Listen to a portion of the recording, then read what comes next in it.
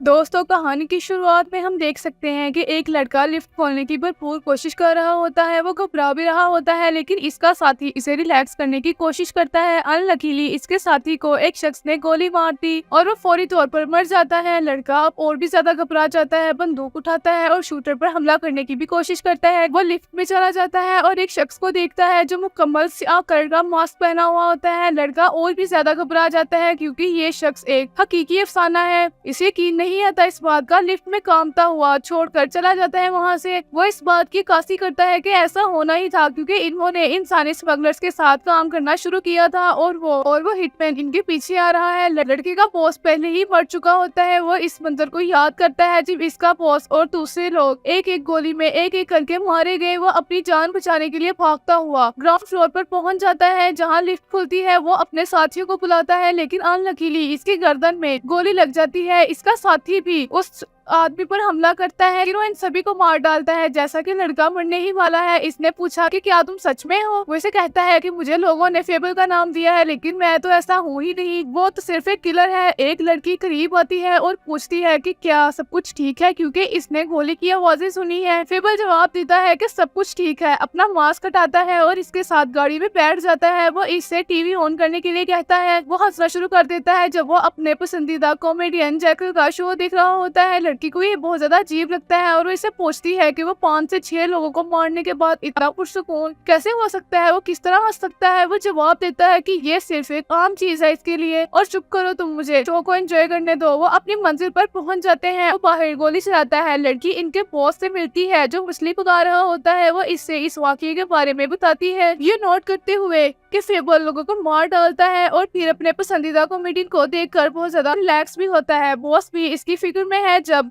Fable आता है तो बॉस ने इससे इसके काम की तारीफ की और इसे बैठने के लिए कहा क्योंकि खाना तकरीबन तैयार हो ही चुका है। अब फेबल मछली को दोबारा देखकर खुश नहीं होता। वो कहता है कि क्या तुम रोज रोज मछली ही बना रहे होते हो। वो काम के बारे में बात करना शुरू कर देते हैं और बॉस इसे पूछता है कि पिछले 6 सालों में फेबल ने कितने लोगों को मारा है। वो कहता है कि मुझे मालूम नहीं, लेकिन बॉस का कहना है कि इसने 71 पीपल्स को कत्ल किया है, जो कि कोई छोटी तादाद नहीं है। फेबल जवाब नहीं देता और लड़की से कहता है कि वो इसके फिश पर फूंक मारे और इसे ठंडा करे क्योंकि ये बहुत ज्यादा गर्म है। और इसे बात बहुत ज्यादा अजीब लगती है, लेकिन फिर भी वो ऐसा करती है। अब फेबल बॉस से अगली नौकरी के बारे में पूछना शुरू कर देता है, लेकिन बॉस बताता है कि इन्होंने इस साल बहुत ज्यादा काम किया है और बाकी साल के लिए कुछ और करने की जरूरत है। वो फेबल को पैसों का एक थैला देता है और बताता है कि इसमें 50 मिलियन के करीब रकम है और इनसे कहता है कि वो अपने आप को छुपाए और ओसाका में एक ग्रुप के पास चले जाएं। इसके वहाँ राब्ते होते हैं और वो इनसे कहता है कि झूठ बोलें, अपनी नकली शनाख्त करवाएं और मसाइल और ज्यादा पैदा ना करें, आम लोगों की तरह जिंदगी गुजारें। फेबल इस बात से खुश नहीं है, लेकिन बॉस बहुत इसरार करता है, कहते हुए कि किसी अनजान जगह का तजुर्बा इसे और भी ज्यादा प्रोफेशनल बना देगा। इसे एक आम इंसान की तरह जिंदगी गुजारने की जरूरत है जो इसे किसी भी माहौल और सूरत हाल से आगाह होने में मदद देगी। बॉस इन्हें खबरदार करता है कि अगर वो अपने वक्फे के दौरान किसी को मारते हैं तो वो इन्हें मार डालेगा। वो ओसाका जाने की तैयारी कर रहे होते हैं। वो लड़की से ड्राइविंग लाइसेंस देती है और बताती है कि तुम्हारा नाम आज से अकीरा सातू है। वो अपनी बंदूक माइक्रोवेव में छुपा देता है और लड़की को दूसरी बंदूक छुपाने के लिए भी कहता है। वो पानी की बोतल खोलता है जिसमें गोलियां होती है और एक स्प्रे और बैरल को भी छुपा सकता है इसमें। वो इसे बॉस के हुक्म की याद दिलाती है कि अपने साथ कोई भी बंदूक न ले। वो जवाब देता है कि वो इन्हें सिर्फ माइक्रोवेव में रखता है, लिहाजा बॉस कल इन्हें उठा लेगा, लेकिन अपना नाइट हॉक लेने पर इसरार करता है क्योंकि ये इसका साथी है। वो इसे सीरियसली नहीं लेता और अपने ड्राइविंग लाइसेंस पर अपनी सालगिरह अप्रैल फूल डे देखकर बहुत ज्यादा नाखुश हो जाता है। वो इसे बताती है कि वो जाली जिंदगी गुजार रहे हैं, इसलिए इससे कोई फर्क नहीं पड़ता। कार में वो इससे पूछती है कि वो हिटमैन क्यों बन गया। वो जवाब नहीं देना चाहता और इसके बारे में अजीब महसूस करता है, लेकिन इसने बताया कि वो एक साल तक साथ रहेंगे, लिहाजा इन्हें इसकी आदत डालने की जरूरत है। वो इससे इसके माजी के बारे में पूछता है, सोचता है क्या बॉस की कोई लवर है। वो जवाब देती है कि नहीं नहीं, ऐसा कुछ भी नहीं है। मैं तो जब 10 साल की थी तो मेरा घर जल गया था और मेरे पेरेंट्स की डेथ हो गई थी और मैं इस आदमी के पास आ गई और इसी के पास रहना शुरू हो गई। इसने मुझे यही सब कुछ सिखाया है। ये इसकी कहानी है। वो इसकी कहानी के बारे में इससे पूछती है लेकिन वो इसे कुछ भी बता नहीं पाता और वो नाराज सी हो जाती है। वो कॉफी और आराम के लिए रुके और इसने 2 चोरों को पहचान लिया जिन्होंने कार चोरी की थी। वो इससे कहती है कि परेशानी ना पैदा करे और कॉफी खरीदने के लिए चली जाती है। वो एक बेंच पर बैठ जाता है, चोरों को इनकी कार के करीब आते हुए देखता है। वो अपने आप को सोचता है कि वो इन्हें भी प्रोफेशनल नहीं है। वो कार में पड़े हुए 50 मिलियन की रकम को सूंघ तो नहीं सकते। जब वो इसके करीब आते हैं और इससे पर्स मांगते हैं तो वो इन पर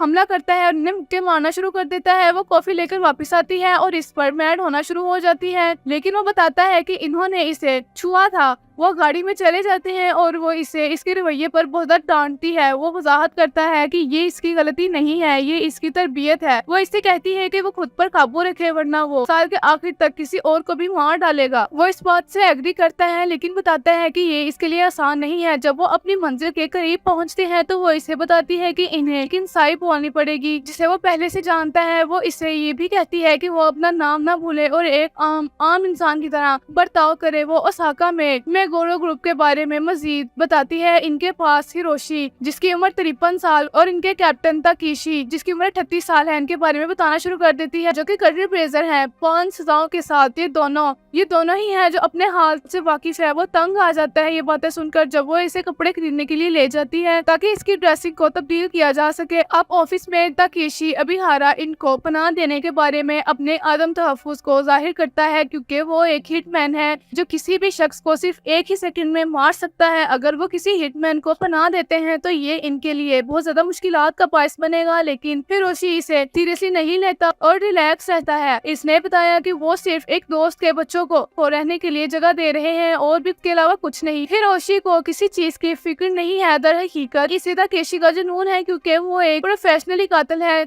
जिसने इसे 3 साल कब्ल स्मोकिंग ग्रुप का आसानी से सफाया कर दिया था। बॉस और हर मेंबर को सिर्फ 2 मिनट में हर लाश के लिए सिर्फ एक गोली मार देता था। वो एक हैरत अंगेज शख्स है जिसने अपने हाथ और चाकू इस्तेमाल करने की बजाय बमबारी करके हजारों अफराद को मारा है। वो कत्ल करने की सलाहियत रखता है। इसी वक्त कोई आता है और सातू के आने के बारे में बताता है। वो इन्हें कमरे में जाने के लिए कहते हैं। वो इनका इंतजार कर रहे हैं और इन्हें देखना नाकाबिल यकीन है। जब तक केशी अबिहारा इनसे बात करने की कोशिश करता है लेकिन वो बदतमीजी से जवाब देता है। अपनी अदम तहफ्फुज़ की वजह से वो इससे पूछता है कि अगर इसे इस लम्हे इसकी हौसला अफजाई करने पर इसे और बॉस को मारना पड़ा तो वो क्या करेगा। एक खामी के तौर पर हिरोशी ने जवाब दिया कि वो अपनी बाएं जेब से बंदूक निकालेंगे और ये भी बताया कि ये बंदूक जिसे लोटस रोड गन कहते हैं एक 22 पॉइंट रिवॉल्वर है। ये सच निकला। इसकी जेब में बंदूक है और इसने ऐसा सिर्फ इसलिए किया कि इसने एक फेबल को देखा था। ताहम वो अब भी मुतमईन नहीं है और पूछता है कि वो क्या करेगा अगर इसके पास सिर्फ 5 गोलियां रह जाए और इसे बाहर 10 आदमियों का सामना करना पड़े। हिरोशी ने इसे सादगी से जवाब देते हुए कहा कि वो हिरोशी की बंदूक ले लेगा। बहुत सस्ता है और वो हैरान है कि इसे ये सब कुछ कैसे मालूम हुआ। इसके बाद वो दोनों बताते हैं कि वो 1 साल तक वहाँ रहेंगे और अपनी जिंदगी आसानी से गुजारेंगे। इनकी असल शनाख्त कोई भी नहीं जानता। वो बताते हैं कि वो वहाँ रहकर बहुत ज्यादा खुश है और रूल्स भी आसान है। नंबर 1, इन्हें एक सादा और आम जिंदगी गुजारनी चाहिए और परेशानी का बायस नहीं बनना किसी के लिए। अगर वो अपने ग्रुप के लिए परेशानी का बायस बनते हैं तो इन्हें बाहर निकाल दिया जाएगा। वो इससे एग्री कर लेते हैं और अपना कमरा देखने के लिए वहाँ से चले जाते हैं, लेकिन ताकेशी इन्हें रोक देता है और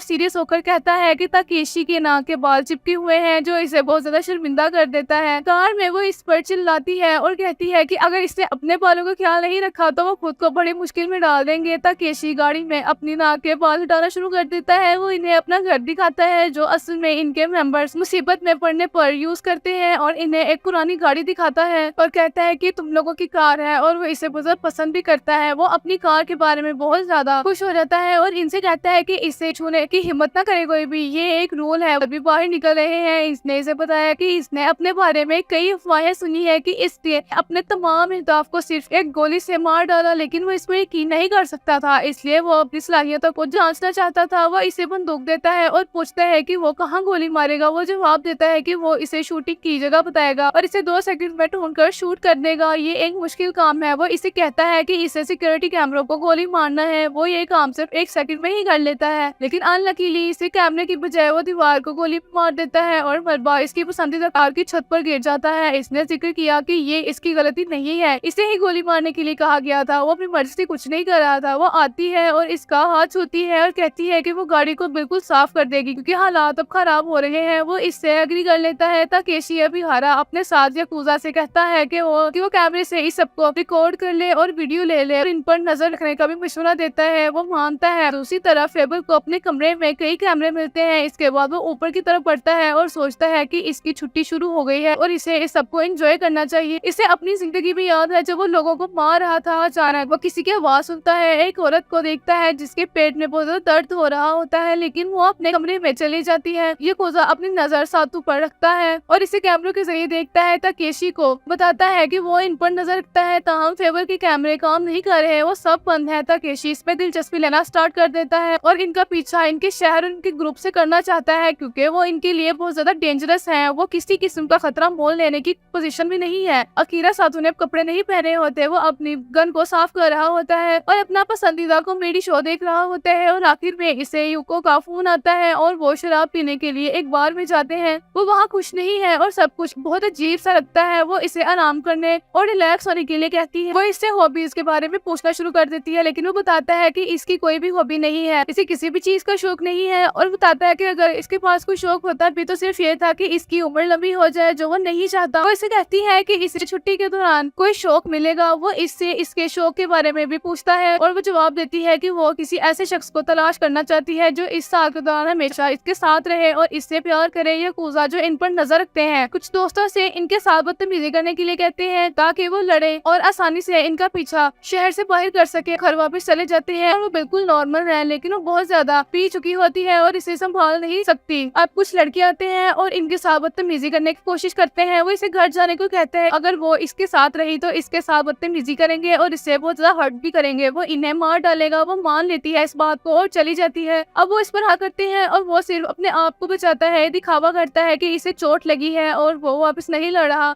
इनमें से एक ने इसे घूंसा मारा जिससे खून बहने लगा और इसकी आंखों में आंसू आ गए और वो इनसे माफी मांगता है। वो माफ करते हैं और वहाँ से चले जाते हैं। एक लड़की आती है और इसे खून रोकने के लिए रुमाल भी देती है। इसे पता चलता है कि ये वही लड़की है जिसे इसने दर्द से अपने कमरे में जाते हुए देखा था, लेकिन वो अचानक वहाँ से भाग जाता है। अकीरा अपने बिस्तर में रिलैक्स फील नहीं कर रहा होता, लिहाजा वो बाथटब में सोता है। ताकेशी रात की तारीकी में एक कार से कुछ लोगों पर हमला करता है। अगले दिन अकीरा अपने पसंदीदा कॉमेडी शो को देख रहा होता है और हंसता है और इसे बॉस का फोन आता है जो कि गैर मामूली है। इसे अपने पसंदीदा कॉमेडियन जैकल स्ट्राइकर के साथ एक प्रो जैसा पालतू जानवर हासिल करने का पैगाम मिलता है। वो युको के साथ इस बारे में बात करता है जिसको इसकी समझ नहीं आई, लेकिन फिर भी वो पेट खरीदने के लिए किसी शॉप पर चले जाते हैं। जब वो शॉप पर पहुंचते हैं तो वो जैकल स्ट्राइकर को वहां देखकर बहुत ज्यादा खुश हो जाता है। वो एक खूबसूरत तोता खरीदने का फैसला करता है और इसी लड़के को इनकी आखिरी लड़ाई से देखता है। वो एक दूसरे को फॉलो करना शुरू कर देते हैं। याकुजा को इस बात की इत्तला मिलती है जो दूसरे आदमी से कहता है कि जब वो दुकान से बाहर आए तो इन्हें मारना, लेकिन अनलकीली वो दोनों इसे खो देते हैं। लेकिन अचानक वो इसे देखते हैं और तेजी से इनकी तरफ भागना शुरू कर देते हैं। वो इनसे भागता है और इन पर चालें खेलना शुरू कर देता है। वो ज्यादा खौफजदा होने का भी ड्रामा करता है और एक ऊंचे पुल से छलांग लगाता है, लेकिन वो बच जाता है और भागना शुरू कर देता है। वो दुकान की तरफ भागता है और वो इससे बताती है कि वो पालतू जानवर चाहता है। वो इसका ब्लैक हेड वाला तोता है जो बहुत ज्यादा महंगा है, लेकिन इससे कोई फर्क नहीं पड़ता क्योंकि इसने सिर्फ एक दोस्त बनाया है। वो तोते को खरीद लेते हैं और इसके बारे में बहुत ज्यादा सर्च करना शुरू कर देते हैं। बहुत सी खूबसूरत चीजें ढूंढते हैं। वो इससे कहती है कि पालतू जानवर को एक नाम दे और इसने जवाब दिया कि वो इसके बारे में जरूर सोचेगा। वो अपने पालतू जानवर को एक जगह देता है और इसे हॉक का नाम देता है। ये गोजा तमाम मालूमात ताकेशी को देता है जो इसे सुनकर बहुत हैरान रह जाता है और इसे मशवरा देता है कि वो हुक्म के बगैर अब कुछ भी ना करे। ताकेशी इसे कहता है कि वो लड़की को पसंद करता है, इसलिए इसे रात के खाने पर इनवाइट करना चाहिए और इसे शहर के आसपास दिखाना चाहिए। वो इसे इसके साथ खाने का ऑर्डर दे देता है। इसके भाई के बारे में सब कुछ पूछता है और इसे इसके लिए पैसे भी देता है। ताकेशी अपने पालतू जानवरों के साथ खेल रहा होता है और इससे बहुत ज्यादा एंजॉय भी हो रहा होता है। युको भी अपने पालतू जानवर के साथ खेल रही है और याकुजा इसे देख रहा है। अब अब अकीरा गैराज में एक्सरसाइज कर रहा होता है जब ताकेशी आकर अपनी कार में बैठ जाता है। ताकेशी से कहता है कि अगर वो फ्री है तो वो खुलकर बात करेंगे और आज रात 9 बजे बाहर जाएंगे और वो इससे एग्री कर लेता है। याकुजा यूको से मिलता है और इसे बताता है कि कैप्टन ने इसे शहर दिखाने के लिए बोला है। वह पूछती है कि क्या इसका भाई भी इनके साथ जाएगा, लेकिन इसने कुछ भी जवाब नहीं दिया। इसके भाई को कैप्टन ने मधु किया है या नहीं और वो तमाम रेस्टोरेंट और बार को जानता है। वो बहुत ज्यादा पुरजोश हो जाती है और अपने भाई को बताती है जो इसे जाने की इजाजत दे देता है। वो इसे कहती है कि वो अपना गुस्सा ना खोए, ना लड़े, ना किसी और को भी मारे। इसके बाद ताकेशी बहुत ज्यादा पुरस्कून मोड में कार में बैठ जाता है। ताकेशी इसे बताता है कि ये कार इसके दिल के बहुत करीब है और इसका खजाना है। वो पूछता है कि क्या जब इसकी जिंदगी लाइन पर है, जब वो इसके साथ अपनी पसंदीदा बंदूक चाहता है और वो इससे एग्री कर लेता है। यूको भी याकुजा के साथ बाहर जाती है और वो एक रेस्टोरेंट में मीट वगैरह खाने का फैसला करते हैं। ताकेशी इससे कहता है कि इसे यकीन नहीं है कि वो असली हिटमैन है, फेबल है,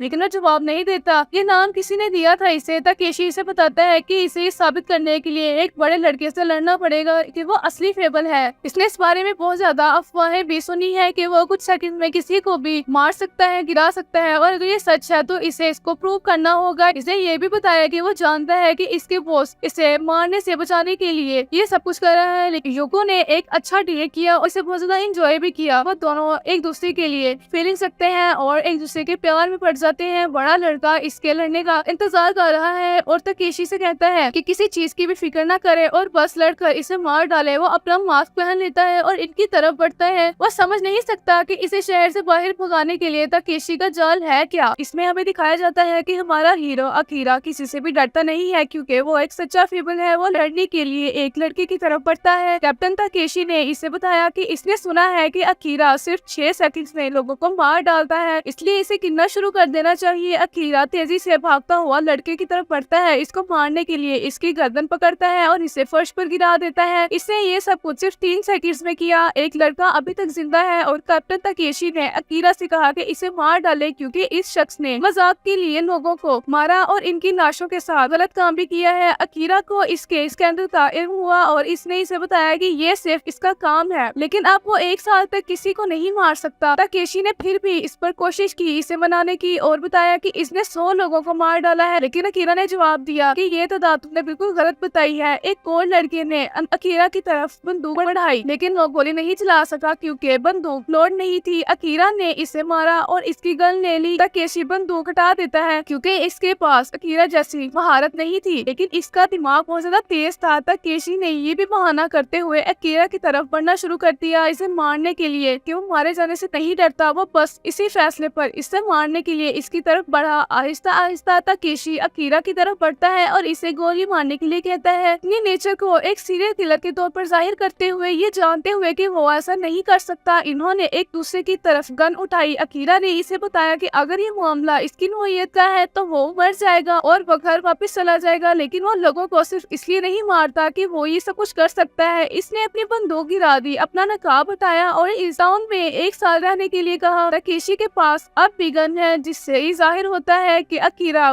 मौत से बिल्कुल भी नहीं डरता। ताकेशी इस बात को समझने से बिल्कुल कासिर है। इसने पूछा कि इसके लिए जिंदगी का मतलब क्या है। अकीरा ने जवाब दिया कि इसका कोई भी मतलब नहीं है क्योंकि वो इसके बारे में सोच भी नहीं सकता। इसने बताया कि जिंदगी बहुत ज्यादा कीमती है जो सबको इस दुनिया में एक ही बार मिलती है। इसमें इसे ये भी बताया कि वो इस टाउन में रहते हुए किसी को मार नहीं सकता और फिर वही सवाल किया। अकीरा के पास अभी तक इस बात का जवाब नहीं था। इसने कहा कि इसने कल एक महंगा तोता खरीदा था, लेकिन ये इसके लिए इतना अहम नहीं है। वो सिर्फ ये चाहता था कि इसके साथ अच्छा सलूक किया जाए और इसने ये भी कहा कि इसने अपने तोते का नाम कैप्टन रखा है। ताकेशी बहुत ज्यादा इमोशनल हो जाता है और दूसरे लड़के पर गोली चला देता है, इसे मार डालता है। अकीरा ने इस बात से इख्तिलाफ किया। ताकेशी ने इसे बताया कि लड़के को बार बार मना किया गया था, लेकिन वो अपने बुरे अमाल को रोक नहीं सका, इसलिए इसका अंजाम मौत ही होनी थी। ताकेशी ने दोबारा इसके सर में गोली मारी और एक आदमी आया और अपना इंट्रोडक्शन दिया क्रोशियो के नाम से, जिसे आमतौर पर कुरो कहा जाता है। ताकेशी ने कहा कि ये सरबस्ता राज है, इसे किसी को बताने की इजाजत नहीं है। वो दोनों बाहर निकल जाते हैं। यूको और तकाहाशी एक बार में पहुंचे जो बहुत ज्यादा महंगा लग रहा था। तकाहाशी बजट के बारे में परेशान था, लेकिन ये सोचता था कि अब वो क्या करेगा। वो दोनों ड्रिंक करते हैं। तकाहाशी ने बहुत ज्यादा ड्रिंक की और अपने सामने रखे हुए लेमन को पहचान भी ना सका। यूको को ये बहुत ज्यादा क्यूट लगता है। अकीरा और ताकेशी ने एक अच्छे रेस्टोरेंट रेस्टोरेंट में मीट का ऑर्डर दिया। ताकेशी ने इससे पूछा कि क्या इसे अपने कमरे में कैमरा मिला और इन्हें तबाह कर दिया है, लेकिन इसने अपनी बहन के कमरे में कैमरे के साथ कुछ क्यों नहीं किया। अकीरा ने जवाब दिया कि इनके काम की वजह से कोई नहीं जानता था कि क्या हो सकता है और कब, और वो जानता था कि वेगोरो ग्रुप इन्हें देख रहा है। ताकेशी ने पूछा कि वो इससे पहले से जानते हुए इसका टेस्ट क्यों लेना चाहता है। ताकेशी ने जवाब दिया कि इसका भाई अगले हफ्ते 15 साल की जेल से बाहर आ रहा है और वो इसे बगैर किसी परेशानी के देखना चाहता है। अब इनका खाना आ जाता है और अकीरा जब इसे टेस्ट करता है तो इसे बहुत ज्यादा गर्म लगता है। अब शराब की वजह से ताकाहाशी को वॉशरूम में उल्टी आ जाती है, लेकिन इसने फिर भी यूको से कहा कि वो ठीक है और इसे बाहर इसका इंतजार करना चाहिए। इसने अपने दिल में इसके लिए जज्बात पैदा किए। जहर पीने की वजह से वो नीचे गिर जाता है। इसने टैक्सी मंगवाई। अकीरा ने मजेदार खाने पर शेफ का बहुत ज्यादा शुक्रिया अदा किया। ताकेशी ने इसे बताया कि वो वहाँ रह सकता है, लेकिन अगर इसने कोई परेशानी पैदा की तो वो इसे बाहर निकाल देगा। अकीरा ने इसे बताया कि वो सुकून से रहना चाहता है और साथ ही कोई हैबिट भी तलाश करना चाहता है। इसने ये भी बताया कि इसने वीडियो गेम्स खेलने का फैसला किया है, जैसा कि नौजवान आमतौर पर करते हैं। ताकेशी ने इसे सलाह दी कि वो वक्त जाया करने की बजाय पार्ट टाइम जॉब तलाश करे। अकीरा इस बात के बारे में सोचने का फैसला करता है, लेकिन इसे यकीन नहीं था। ताकेशी ने अकीरा को बताया कि जो लड़की भाग रही थी वो मसाकी थी और वो इसके अपार्टमेंट के करीब रहती थी। वो एक मेहनती लड़की है जो हमेशा जल्दी में ही रहती है, क्योंकि वो अपने पेरेंट्स का कर्ज अदा करने के लिए, स्टोर खोलने के लिए, पैसे बचाने के लिए 5 मुख्तलिफ काम करती है। अकीरा घर वापस चला जाता है और नौकरी के बारे में सोचना शुरू कर देता है। अब अकीरा नहा रहा होता है और अपने माइंड को रिलैक्स करने की कोशिश करता है। कल के वाकये की वजह से बॉस ताकेशी पर बहुत ज्यादा नाराज हो जाता है। बॉस इसे कहता है कि तुम्हें और ज्यादा लॉयल होने की जरूरत है और किसी भी शहर में आए हुए मेहमान की तरफ बंदूक उठाना कोई अच्छी बात नहीं है। ताकेशी ने माजरत की और बॉस बताता है कि अगले हफ्ते को जीवा भी आने वाला है, इसलिए इसे इस किस्म के वाकये से बचाना होगा। ताकाहाशी परेशान है क्योंकि ताकाहाशी ने इसे कई बार फोन किया। अकीरा को एक मैसेज मिलता है और वो शो देखने के लिए चला जाता है जिसमें जैकल खेल रहा है। ताकाहाशी ने ताकाहाशी से पिछली रात के वाकये के बारे में पूछा, लेकिन अनलकीली इसे बहुत ज्यादा ड्रिंक करने की वजह से कुछ भी याद नहीं है। ताहम इसे ये एहसास है कि वो यूको के करीब हो गया है, लेकिन ताकाहाशी ने इससे कहा कि वो इसके बारे में सोचना छोड़ दे क्योंकि ये गैर जरूरी है। अकीरा शो देख रहा होता है और इसे बड़ा एंजॉय भी करता है। इसे स्टोरी बहुत अच्छी लगती है और वो अगली एपिसोड का वेट नहीं कर सकता। ताकाहाशी और कुरो अकीरा के बारे में बात करते हैं क्योंकि वो इससे बहुत इम्प्रेस हो जाते हैं, क्योंकि वो एक हैरत अंगेज और जबरदस्त हिटमैन है। कुरो एक पुल से छलांग लगाता है क्योंकि अकीरा ने भी ऐसे ही किया था, लेकिन अकीरा बच गया था। यूको हंसती है क्योंकि वो यकीन नहीं कर सकती कि एक मशहूर हिटमैन बाकायदा कोई काम करना चाहता है। ताकेशी खाना बना रहा होता है जब इसे कॉल आती है और इसे पता चलता है कि कुरो ने अपनी टांग तोड़ ली है। वो इसे पिक करता है लेकिन गुस्से में है क्योंकि वो ये जानता है कि कुरो ने ये काम हिटमैन के जुनून में आके किया है कीरा जैसा बनने के लिए। वो इसे ये सब कुछ रोकने का मशवरा देता है क्योंकि ये लोग जेरे जमीन है और वो कभी अकीरा जैसा नहीं बन सकता। दूसरी तरफ यूको अकीरा को नौकरी के लिए कुछ फॉर्म फिल करने के लिए देती है जो वो रात को भरता है। वो डिलीवरी ड्राइवर्स की पोजीशन के लिए इंटरव्यू के लिए जाता है जहाँ स्टोर के अंदर वो तकरीबन काम लेने पर राजी हो जाता है, लेकिन ऑनर इसकी डेट ऑफ बर्थ पर हंसता है क्योंकि ये अप्रैल फूल का दिन है। इसके बावजूद ऑनर पूछता है कि क्या इसे कपड़े पसंद है। अकीरा जवाब देता है कि नहीं और मालिक एग्री कर लेता है, लेकिन अकीरा नहीं मानता। इसके बाद वो एक और दुकान पर जाता है और डिलीवरी ड्राइवर के लिए इंटरव्यू देता है। वो भी इसकी डेट ऑफ बर्थ पर हंसना शुरू कर देता है। वो एक सिग्नल पर रुकता है और मिसाकी से मिलता है जो इसे पहचान लेती है और इसे फूलों की दुकान का रास्ता दिखाने का सोचती है क्योंकि वो भी वहाँ जा रही है और वो एक साथ चलना शुरू कर देते हैं। वो इसके लिए अपने बॉस से बात करने के बारे में सोचती है क्योंकि वो समझती है कि वो गरीब और काबिल रहम है। वो अपने बॉस से बात करती है और अकीरा को इंटरव्यू के लिए इनवाइट करती है। मिसाकी चाय बनाने चली जाती है और बॉस अकीरा से कहता है कि वो बिजनेस कार्ड और वो फ्लायर डिजाइन करते हैं और बाज़ औक़ात कंपनियों के लिए मास्कोट डिजाइन करते हैं। अनलकीली इनके ड्राइवर ने पिछले महीने नौकरी छोड़ दी थी। अकीरा ऐसा करने पर एग्री हो जाता है और बॉस यकीन नहीं कर सकता कि इसने इससे एग्री कर लिया क्योंकि इनकी कंपनी में कोई बोनस नहीं है और सिर्फ 800 येन फी घंटा की कमाई है। मिसाकी इसे चाय देती है जो बहुत ज्यादा गर्म है। अब कुरो और ताकाहाशी एडल्ट डीवीडीज को पैक कर रहे होते हैं। कुरो का दिमाग अब भी उस हिटमैन पर अटका हुआ है और वो ताकाहाशी से पूछता है कि वो हकीकी हिटमैन के बारे में क्या सोचता है। ताकाहाशी ने जवाब दिया कि वो नहीं सोचता कि जापान में कोई असल हिटमैन मौजूद भी है, लेकिन कुरो परेशान होना नहीं छोड़ सकता और फिर भी सोचता है कि वो अपनी जिंदगी बदल देगा और दुनिया में अपना नाम बनाएगा। ताकेशी को अकीरा का फोन आता है जो इसे बताता है कि इसे मिसाकी की जगह पर नौकरी मिल गई है, ताकेशी इसे मशवरा देता है कि वो ये काम छोड़ दे और दूसरी नौकरी तलाश करे, क्योंकि वो एक सख्त मेहनती लड़की के लिए मुश्किलात का बायस बन सकता है। वो अकीरा को अच्छी नौकरी की पेशकश भी करता है, लेकिन अकीरा कॉल काट देता है। यूको को यकीन नहीं आता कि एक हकीकी हिटमैन सिर्फ 800 येन में काम करेगा, लेकिन अकीरा ने जिक्र किया कि वो ऐसा करेगा क्योंकि इससे इसे एक आम जिंदगी गुजारने में मदद मिल सकती है। यूको इसे बताती है कि वो एक प्यारी लड़की के साथ काम करेगा और शायद इससे प्यार भी हो जाए। अकीरा पूछता है कि वो आखिर प्यार में कैसे पड़ सकता है और इस चीज को आजमाने का भी फैसला करता है। वो अपना फेवरेट शो जैकल देखता है और अगले दिन सुबह होते ही वो काम पर चला जाता है। अब बॉस इसे एक पोर्श दिखाता है जो डिलीवरी के लिए यूज होता है और इसे लगता है कि ये एक बहुत ज्यादा आम काम है। ताकेशी अपने भाई कोजिमा के साथ खाना खा रहा होता है, जो 15 साल की कैद की सजा से फ्री होकर आया है। कोजिमा को ग्रुप के साथ कुछ मसले हैं क्योंकि चीजें बहुत ज्यादा बदल चुकी हैं, लेकिन ताकेशी ने इसे रिलैक्स किया और कहा कि वो इसे जल्द ही अपने आदमियों में से एक बना लेगा, इसलिए परेशान होने की जरूरत नहीं है। जब वो अकीरा को देखता है तो वो वहाँ से चले जाते हैं, लेकिन वो एक दूसरे से बात नहीं करते। अकीरा डिलीवरी से वापस आता है और हर कोई इससे मुतासिर होता है क्योंकि इसने आधे वक्त में भी इतनी तेजी से काम किया। वो इसके बारे में खुश है और इसके लिए एक वेलकम पार्टी अरेंज करने का फैसला करते हैं। हिरोशी कोजिमा को गिफ्ट के तौर पर 3 मिलियन येन देता है। कोजिमा ने इसका दिल से शुक्रिया अदा किया और इसे ले लिया। इसने जिक्र किया कि वो किसी के लिए मिसाल नहीं है और उम्मीद करता है कि वो एक खौफनाक इंतबा है। ताकेशी खाना पकाता है और इसे कहता है कि रहने के लिए कोई जगह तलाश कर ले। कोजिमा इससे इस घर के बारे में पूछता है जो इन्होंने यूज किया था जब वो मुसीबत में थे। ताकेशी ने जवाब दिया कि मकान बॉस के रिश्तेदारों को 1 साल के लिए किराए पर दिया गया है। कोजिमा समझता है और एक कार और गन का मुतालबा करता है, लेकिन ताकेशी इसे गन इस्तेमाल ना करने के लिए कहता है क्योंकि हालात अब बदल चुके हैं। आराम करने और चीजों को आसान बनाने के लिए अकीरा अपने साथियों के साथ एंजॉय कर रहा होता है और अचानक इसके हाथ से एक जिल्द गिर जाती है। जब वो इसे उठाता है तो इसे किनोमा के मुकाम पर एक कैमरा नजर आता है जो इसका एक साथी है। वो एडमेम जल्दी देखता है। मिसाकी को ये बहुत ज्यादा बुरा लगता है, लेकिन वो इसे बताता है कि वो तरबूज की नींद भी खाता है। वो समझती है कि वो बहुत गरीब जिंदगी गुजार रहा है। अब सदर ने इससे इसकी जिंदगी के बारे में पूछा। वो बताता है कि जब वो यंग होता था तो अक्सर इसे पहाड़ों में छड़ी लेकर छोड़ दिया जाता था और कहा जाता था कि वो खुद घर वापस आ जाए। इसने जिक्र किया कि वो दूसरी चीजों से भी गुजरा है, लेकिन इन्हें इसके बारे में नहीं बता सकता। वो सब बहुत ज्यादा हैरान रह जाती है कि शख्स कितना पुरअज़्म है। वो इसे रिलैक्स करता है और साथ ही चिकन के साथ उसकी हड्डियां भी खाना शुरू कर देता है। किनोमा कैमरा को इसकी तरफ लगाता है, लेकिन वो कैमरे को फिर हटा देता है। वो सब जाने ही वाले हैं जब किनोमा इसके साथ जाता है क्योंकि वो भी उसी तरफ जा रहे हैं। अकीरा और प्रेस दोनों दूसरे बार में जाते हैं। किनोमा अपना बैग ले लेता है क्योंकि वो इसकी मदद करना चाहता है, लेकिन हकीकत में वो चाबियां चाहता है जो इसे मिल जाती है। जब कुरो अपने दोस्त के साथ इस जगह पर आता है तो अकीरा और प्रेस बार में बैठे हुए होते हैं। इसे चलना मुश्किल लगता है, लेकिन इसे वर्जिश के तौर पर लेता है। कुरो बैठकर सिगरेट पीता है। जब अकीरा पीछे हटता है तो वो इसे पहचान लेता है और घबरा जाता है। वो अपने दोस्त को मुक्के मारना शुरू कर देता है। लेडी इन्हें ड्रिंक्स देती है और इनसे कहती है कि लड़ाई ना करे। अकीरा का ख्याल है कि इससे बात करनी चाहिए, कम से कम हेलो तो कहना ही चाहिए क्योंकि वो इनसे पहले भी मिला था, लेकिन ये नहीं जानता आखिर वो इसे हाय कैसे बोले। वो अपने दोस्त से बात करना शुरू कर देता है, अपनी सलाहियतों के बारे में बताता है कि वो बहुत ज्यादा ताकतवर है और बहुत ताकत रखता है। सिर्फ 11 सेकंड्स में 100 मीटर दौड़ सकता है और कभी हारा भी नहीं। इसका दोस्त समझ नहीं सकता और यूशियो के बारे में पूछता है जिसे ब्लैकमेल किया जा रहा है। अकीरा जवाब देता है कि आदमी को किसी भी कीमत पर अपना काम खत्म करना चाहिए और हमेशा अपनी सलाहियतों का जिक्र करते हुए ये काम करता है। सदर ने अकीरा को बताया कि वो अपने मुलाजिमीन को अपने खानदान के तौर पर लेता है और इसे मार्शल आर्ट सीखने और एडम खाले खाना छोड़ने का मशवरा देता है, लेकिन इसने इस बात से इनकार कर दिया। कुरो ये सुनकर एडम खाले खाना शुरू कर देता है और जिक्र करता है कि ये इसकी पसंदीदा चीज है। सदर ने इन्हें चुप रहने और खामोश रहने के लिए कहा। वो दोनों इसे बहुत बुरी तरह से लेते हैं और नाराज हो जाते हैं। दूसरी तरफ किनोमा अपने घर में दाखिल होता है, लाइट्स ऑन करता है, दरवाजा खोलता है और इसकी पैंटीज में से बहुत ज्यादा अच्छी खुशबू आती है। वो अपनी पैंटीज अपने मुंह पर अजीब अंदाज में पहन लेता है। वो एक पागल सा आदमी है। वो और भी चीजें ढूंढना शुरू कर देता है और इसे एक मैगजीन मिलता है। इसे पता चलता है कि वो बिकनी मॉडल्स है। वो इसकी तमाम पिक्चर्स को देखता है और अपने मोबाइल पर पिक्चर बना लेता है क्योंकि वो बहुत ज्यादा हॉट है। अकीरा बाहर जाने वाला है जब कुरो अकीरा को बताता है कि वो अपना बिल अदा करे। इसने ऐसा इस उम्मीद पर किया कि अकीरा इससे बात करेगा, लेकिन ऐसा हुआ नहीं। घर में इसे वो छुरी नजर आती है जिससे वो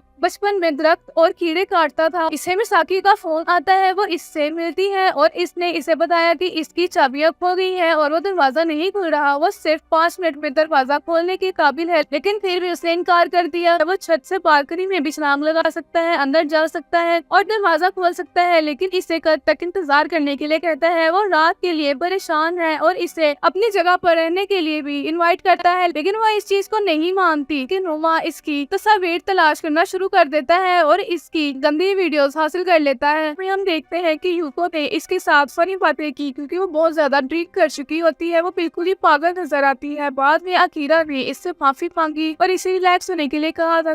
तकाशी के घर गया जहाँ कोजिमा ने इसे पहले ना पहचानते हुए इसे घूसा मारा। ये समझने के बाद कि वो कौन है, कोजिमा ने इसे अंदर आने की इजाजत दे दी, इसे एक बियर पेश की, लेकिन फिर इसे बैठने पर दोबारा थप्पड़ मारा जबकि इसका सीनियर तो खड़ा हुआ है। कोजिमा ने इस बात पर जोर दिया कि इनके ग्रुप के तमाम नौजवान इसकी तरह थे। तकाशी का इंतजार करते हुए इन्होंने इसे बाथटब में गिरा हुआ पाया। बज़ाहिर दिल का दौरा पड़ने से अकीरा अपने फेवरेट कॉमेडियन जैकल का शो देख रहा है और इसे बहुत ज्यादा एंजॉय भी कर रहा होता है क्योंकि काफी ज्यादा इंटरेस्टिंग है। कोजिमा ने तकाहाशी से पूछा कि क्या तकाशी कभी किसी वजह से तनाव में था और तकाहाशी ने इसे बताया कि हाँ, हो सकता है कि ये इसके बॉस के रिलेटिव्स की वजह से हो। कोजिमा ने तकाशी की हालत हिरोशी को बताई जिसका इसे बहुत ज्यादा बुरा लगा। सूरत हाल के बावजूद हिरोशी ने तकाहाशी को इससे उधार ले लिया। हालांकि वो इस बात से परेशान था कि एक शख्स की मुमकिन परेशानी आखिर क्या हो सकती है। अगले दिन अकीरा कोजिमा और तकाहाशी से मुलाकात करता है जिन्होंने बॉस के साथ इसके ताल्लुकात के बारे में काफी कुछ जाना। अकीरा ने वजाहत की कि वो ज्यादा नहीं जानते थे, सिर्फ ये कि इन्हें आर्जी तौर पर रहने का पता दिया गया था। कोजिमा ने इसे चाकू दिखाया और धमकी दी 50,000 येन माहाना किराया का मुतालबा किया क्योंकि अकीरा की बहन भी वहाँ रहती थी। अकीरा ने इस बात से एग्री किया और वो वहाँ से चले जाती है। इसी दौरान मिसाकी को अपने घर की चाबी अपने काम की जगह पर मिलती है। वो हैरान रह जाती है क्योंकि इसने इसे अपने बैग में ही रखा था। इसे आसानी से चाबी की नकल रोकने के लिए अपना ताला तब्दील करने का मशवरा दिया गया, लेकिन उसने ये कहते हुए इनकार कर दिया था कि इसके घर में चोरी करने वाली कोई भी ऐसी चीज मौजूद नहीं है। तकाहाशी ने कोजिमा को चाय पिलाई जिसने फिर गन का मुतालबा किया, मार्केट की कीमत से ज्यादा कीमत अदा करने की पेशकश की और इसे ग्रुप से खुफिया रखने का वादा किया। तकाहाशी ने इसे एक कोल्ड फाइटर दिया। इसी वक्त एक लड़का छत से गिरता है। कोजिमा ने तकाहाशी को हिदायत की कि वो इस लड़के को गाड़ी में बिठा दे क्योंकि वो भी जिंदा है। कोजिमा ने इंकशाफ किया कि लड़का एक सीटर था जो इस पर 3 मिलियन येन का मकरूज था और इसे लेने आया था। कोजिमा ने अपनी गन निकाल ली, 6 मिलियन येन का मुतालबा किया और इसे बगैर किसी पछतावे जान से मारने की धमकी दी। अकीरा घर वापस आया और कूरो को गिराज में पाया जिसने इसका स्टूडेंट बनने के लिए कहा। अब उस लड़के ने एक माह के अंदर 3 मिलियन येन वापस करने की पेशकश की, लेकिन कोजिमा ने इस ऑफर को रद्द कर दिया। इसने तकाहाशी को लड़के की बैंक की तमाम पेपर्स और जाती मोहरे वापस लेने के लिए भेजा। जब लड़के ने मुदाखलत करने की कोशिश की तो कोजिमा ने इसे बगैर किसी हिचकिचाहट के गोली मार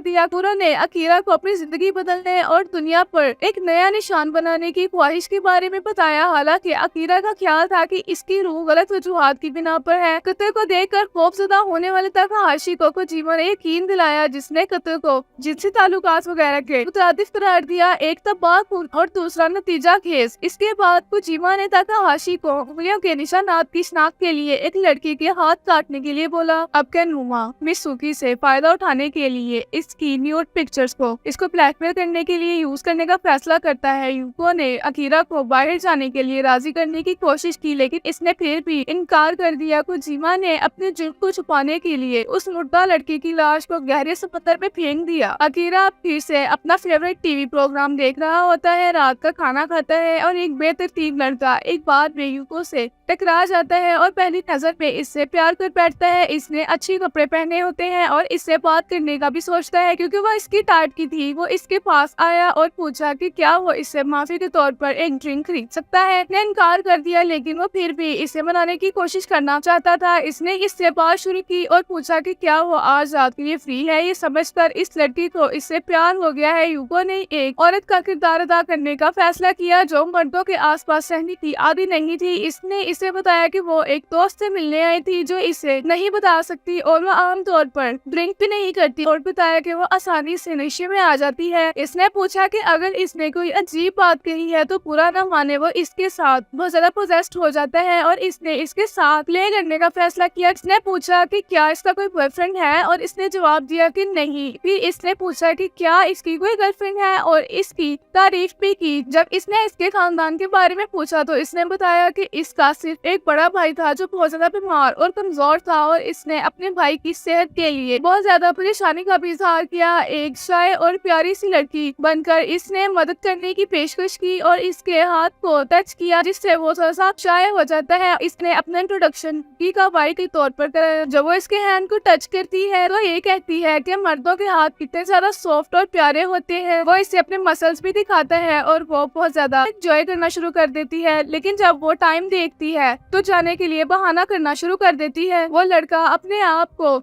इसके प्यार में शिद्दत से पड़ता हुआ महसूस करता है। इसने इसके साथ 3 महीने गुजारने का फैसला किया क्योंकि इस साल इसके पास कुछ और नहीं था करने को। ताकाहाशी ने एक बुरा ख्वाब देखा क्योंकि वो अब भी कत्ल होने के डर से बहुत ज्यादा खौफजदा है। अकीरा ने यूको से शहर में चाकू की दुकान के बारे में पूछा क्योंकि वो छुट्टी के दिनों में पहाड़ों पर जाना चाहता था और इसने इसे बताया कि ताकेशी हॉस्पिटल में है। ताकेशी को अपनी सेहत के बारे में बहुत ज्यादा बुरा लगा और वो अपने भाई की नौकरी के बारे में भी बहुत ज्यादा फिक्रमंद था। कोजिमा ने इससे कहा कि वो इसके बारे में फिक्र ना करे और कहता है कि वो एक कॉल गर्ल को बुलाएगा, लेकिन इनको वाकई एक लेडी ड्राइवर की जरूरत थी। ताकेशी ने इसे ये कहते हुए मना कर दिया कि वो इसके लिए जॉब तलाश करेगा और जब तक वो रिहा नहीं हो जाता कुछ नहीं करेगा। कोजिमा ने इस बात से एग्री कर लिया लेकिन कुछ और भी सोचा। कोजिमा ने कुरो से मुलाकात की से 4 से 5 लेडीज को तलाश करने के लिए कहा क्योंकि वो कॉल गर्ल सर्विस शुरू करना चाहता था। कुरो ने इस बात से एग्री किया। अकीरा को कोशिश करने के लिए कहा। इसने एक खूबसूरत सी पिक्चर बनाई जो इसे बहुत ज्यादा हॉट लगी। इसने इसे दूसरी चीजों को भी कैप्चर करने के लिए कहा जैसे जिराफे और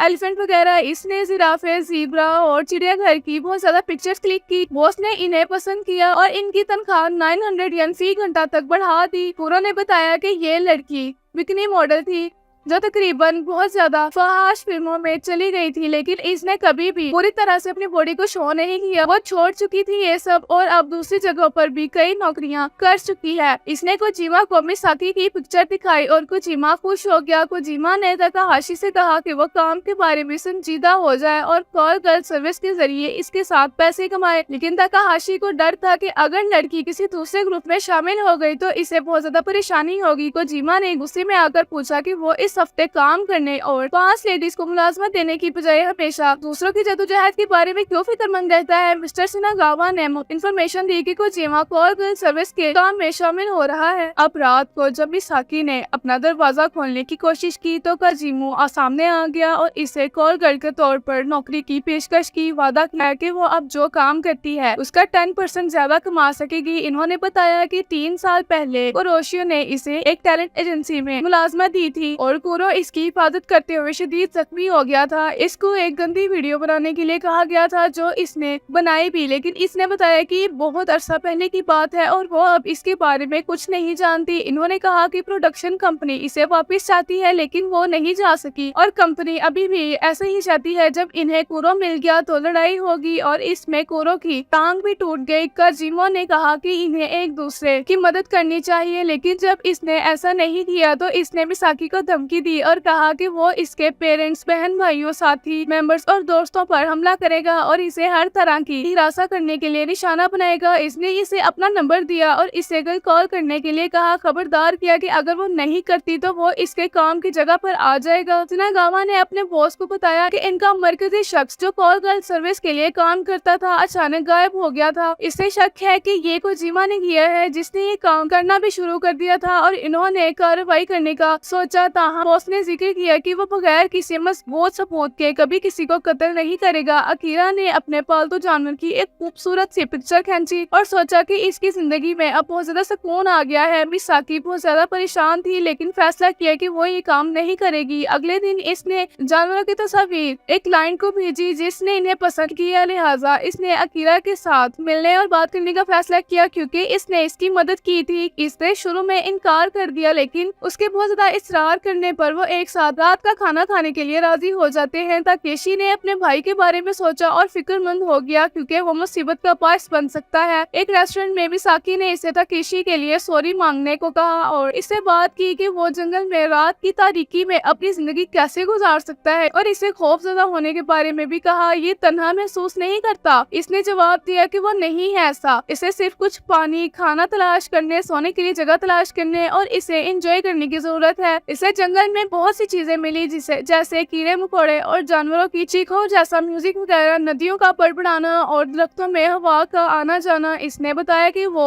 नेचर को बहुत ज्यादा पसंद करता है क्योंकि इसे खुशगवार तरीकों से हैरत में डाल देता है, जैसे रात के वक्त फूलों का अचानक नजर आना या सितारों से भरा हुआ आसमान। वो किसी शाम से नहीं डरता। इसे ये बात नाकाबिले यकीन लगी जब इन्होंने खाने के लिए ऑर्डर दिया तो इसे ताकेशी का मैसेज मिला कि वो इससे मिलना चाहता है। खाना पहुंचता है, वहाँ पर मजेदार लग रहा होता है और बिल्कुल पका हुआ अंदर तक। इसने इसे बताया कि नौकरी तलाश करने में इसकी मदद करने पर वो इसका मकरूज है और अगर इसे जरूरत हो तो वो जरूर इसकी मदद करेगा। ताकाहाशी ने कॉल गर्ल को पे की जब शिनागावा और एक और लड़का आए और इससे पूछा कि कोजिमा कारोबार में कॉल गर्ल की भर्ती कैसे कर रहा है। इसने इनके हाथों में गन देखी और बहुत ज्यादा डर गया। इन्होंने कहकर डराने की कोशिश की कि वो कत्ल के जुर्म में मुलविस है और वो घबरा गया लेकिन कुछ जाहिर न कर सका। इन्होंने इससे कहा कि कोजिमा को इनसे राब्ता करने के लिए कहा है। शिनागावा ने कोजिमा को मारने का फैसला किया लेकिन इसने इसके लिए किसी प्रोफेशनल कातिल से राब्ता करने के लिए सोचा। अकीरा हॉस्पिटल में ताकेशी से मिलने के लिए जाता है जिसने इसे अपने भाई के बारे में बताया और ये भी बताया कि वो बहुत ज्यादा परेशान है। इसने अकीरा से कहा कि वो देख लेगा कि इसका भाई क्या कर रहा है और इसका क्या मंसूबा है क्योंकि इसके दूसरे मेंबर्स ऐसा नहीं कर सकते। ताकेशी ने अकीरा को एहसान के तौर पर ऐसा करने के लिए कहा क्योंकि वो इसके टाउन में 1 साल से रह रहा था और अकीरा अपना अपार्टमेंट देखने पर भी राजी हो जाता है। मिसाकी के साथी ने इसे बताया कि इनके मैनेजर पर एक बेतरतीब शख्स ने हमला किया था और इसे हॉस्पिटल में दाखिल कराया लेकिन इसे शक था कि ये कोजिमा का ही काम था। अकीरा अपार्टमेंट देखने के लिए टॉर्च का यूज करता है और लड़कियों की पिक्चर्स भी मिलती हैं। इसने चाकू इस्तेमाल किया, इसे खून मिलता है और महसूस करता है कि जैसे यहाँ पर कुछ हुआ है। इसने ताकेशी को फोन किया और बताया कि इसका भाई कॉल गर्ल सर्विस करना चाहता है और इसने रॉकेट की आतिशबाजी भी देखी जिसमें बारूद का इस्तेमाल किया गया था और कोई वाहन जल रहा था जिससे जलने के कई निशानात भी थे। इसने बताया कि इसने इतला दी और अब अमन से रहना चाहते हैं। फिर कॉल खत्म कर दी। कोजिमा को मिसाकी की तरफ से कॉल आती है जिसने बताया कि इसके मैनेजर पर हमला किया गया था और वो जानती है कि इसी ने ऐसा किया है। इसने इससे कहा कि वो इसकी ऑफर को कबूल कर ले और कॉल गर्ल बन जाए वरना वो किसी और शख्स पर हमला करेगा लेकिन इसने इनकार कर दिया। ताकाहाशी ने लड़कों को पे किया जिन्होंने मिसाकी के मैनेजर पर हमला किया था और इन्हें मारा था। वो इन तमाम वाकयात से बहुत ज्यादा परेशान हो जाती है। अकीरा नहाता है और बहुत ज्यादा रिलैक्स फील करता है जब तक केशी इससे मिलने के लिए आता है। ताकेशी ने इसे बताया कि अगले दिन इसकी सर्जरी हुई है लेकिन इसके भाई ने इसे परेशान किया। अगर ये जारी रहा तो शिनागावा और इसका भाई एक दूसरे को मार डालेंगे। वो ऐसा नहीं चाहता था। इसे सिर्फ तफ्तीश करनी थी और वापस रिपोर्ट करना थी। इसने ऐसा इसलिए किया कि वो प्रोफेशनल था और इसके बदले में वो इसे इसकी फेवरेट कार देगा जो इसके लिए बहुत ज्यादा एक्सपेंसिव थी। अकीरा इससे एग्री कर लेता है। शिनागावा कोजिमा को मारने के लिए एक प्रोफेशनली कातिल की खिदमत हासिल करने ही वाला था। अब कहानी में आगे क्या होगा? क्या अकीरा लड़ाई से बच सकता है और सच में हिटमैन साबित हो सकेगा या नहीं?